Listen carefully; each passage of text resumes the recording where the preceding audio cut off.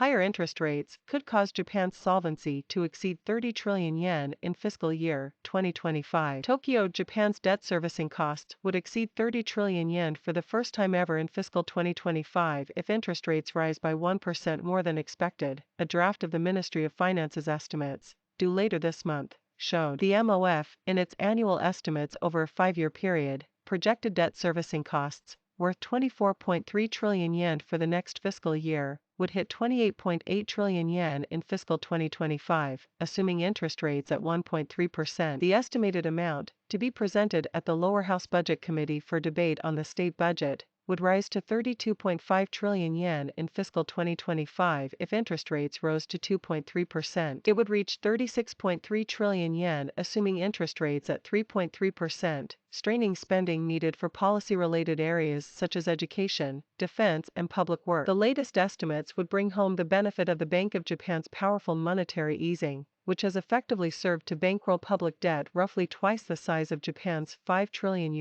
economy. Despite the debt pile, Japan's government can spend away massive stimulus as the BOJ's ultra-low rates policy keeps borrowing costs at rock bottom. In Japan, years of massive fiscal stimulus have left infrastructure that is rarely used in rural areas, a debt pile and debt servicing costs, now accounting for a quarter of this year's state budget worth a record 107.6 trillion yen. With an expected nominal growth rate at 3%, the fiscal 2025 budget would rise to a record 111.6 trillion yen. Tax revenue would reach a record 72.1 trillion, non-tax incomes at 5.6 trillion yen, and new government debt would be lower at 33.9 trillion yen. The increase in debt servicing costs would slightly exceed that of government spending given rounds of COVID-19 related debt issuance over the past 2 years.